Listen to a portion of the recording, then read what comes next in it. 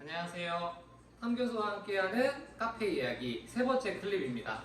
고민을 많이 했습니다. 어떤 컨텐츠를 가지고 어떻게 좀 설명을 할까라는 생각을 늘 하게 됐었는데 히비스커스를 가지고 마지막으로 스무디를 해보려고 해요.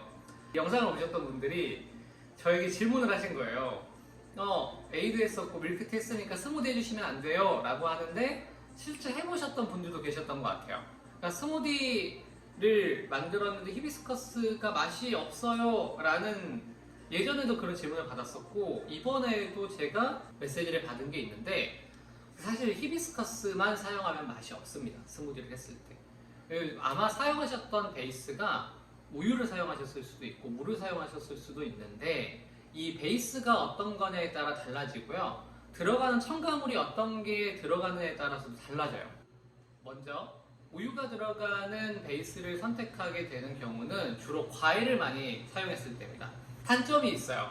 시간이 지나면 약간 층이 이렇게 분리가 돼요. 우유층이랑 과일이 들어가 있는 과육층이랑. 그러다 보니까 그 우유 베이스로 했을 때 스무디를 만들어서 혹은 먹다 보면 분리가 되는 것 때문에 끝까지 다 안 드신단 말이죠. 그래서 요즘에는 물을 베이스로 하는 스타일을 많이 사용하세요. 자, 이렇게 했을 경우는 우유가 들어간 거 대비 바디감은 떨어져요. 우리가 입안에서 느낄 수 있는 볼륨감은 떨어지는데 맛은 깔끔합니다. 그리고 한 잔을 다 먹는다고 했을 때 분리 현상이 우유가 들어가는 거 비해서 적다 보니까 요즘에 레시피를 잡을 때 워터 베이스냐 밀크 베이스냐를 놓고 고민을 하게 되고 여기에 들어가는 부자재 베이스를 선택하게 되는 거죠. 기본적으로 물이 베이스가 들어가는 스무디가 훨씬 더 좋았습니다. 앞에 제가 첫 번째에서는 팝핀을 사용했었고 두 번째에서는 피치 리플잼을 사용했는데 실제 매장에서 혹은 내가 집에서 구매를 했던 이 아이템들을 같이 스무디로 활용하면 더욱 좋겠죠. 그래서 저는 이 피치 리플잼이랑 히비스커스를 가지고 음료를 만들어 보려고 합니다. 제조에 앞서서 제가 하나 꿀팁을 알려드릴게요. 우리가 실제 스무디를 하게 되면 여기 이 블렌더에다가 재료 온갖 거 다 넣고 바로 스무디 하거든요. 블렌딩 하거든요. 근데 그러지 마시고 우리가 그래도 실제 다른 프랜차이즈에서 하는 것처럼 표현을 할 수만 있다면 매장에서 예쁘게 나갈 수 있잖아요. 그렇죠? 그 방법을 좀 알려드릴게요. 그러니까 저도 과거에 R&D는 아니었지만 프랜차이즈의 교육팀에도 있었기 때문에 이런 레시피적인 부분에서 또 스텝이 이 5가지 혹은 10스텝 안에서 최대한 메뉴를 만들어낼 수 있게끔에 대한 것들을 연구도 하고 고민도 했었어요. 실제 우리가 베이스를 이 히비스커스를 처음부터 부어주지 마세요. 마지막에 부어줄 거예요. 마지막에 부어서 그라데이션 효과와 색감을 표현한다고 보시면 돼요. 자, 그러면 이 블렌더 볼에다가 어떻게 하느냐? 얼음을 자, 우리가 이 얼음을 16온즈 기준으로 제가 잡는 거예요. 가득 부어주세요. 이거 실제 저희 매장에서도 사용하기도 하지만 가정용 블렌더라고 보시면 돼요.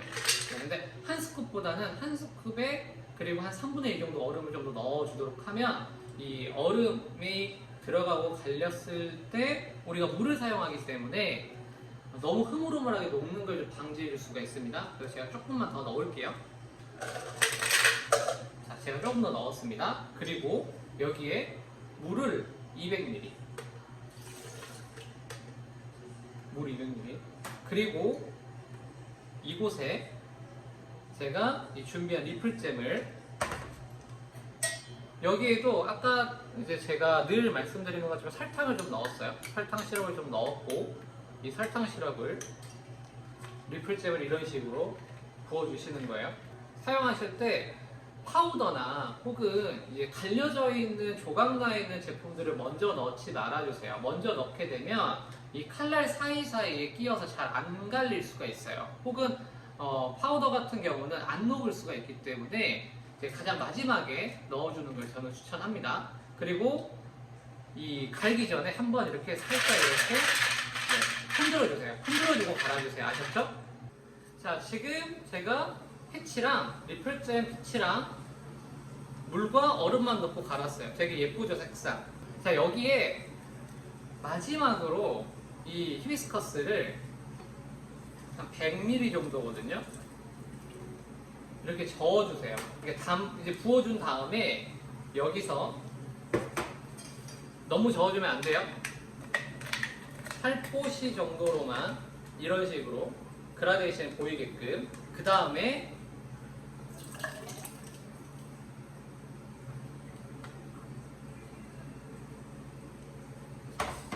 이렇게 따라주시면 돼요. 그러면 제가 좀 많이 저어가지고 색깔이 이렇게 좀 섞이긴 했지만, 자, 이렇게 보시면 이 흰색 패턴과 이 붉은색의 조화가 잘 어울리고, 위에 보시면 살짝 쌓이게끔. 여기에 이제 여러분들께서 가니쉬로 사용하시는 리플잼 그 피치를 조금 올려주셔도 되고요. 아니면 제가 처음에 보여드렸던 프로티파펄스 같은 이 팝핑을 2-3개 정도 톡톡톡 올려주시면 맛있게 드실 수 있어요. 그래서 우리가 이렇게 그라데이션 효과도 주면서 좀 시간이 지날수록 어때요? 자연스럽게 좀 붉은색과 분홍색 빛이 잘 돌게 되죠?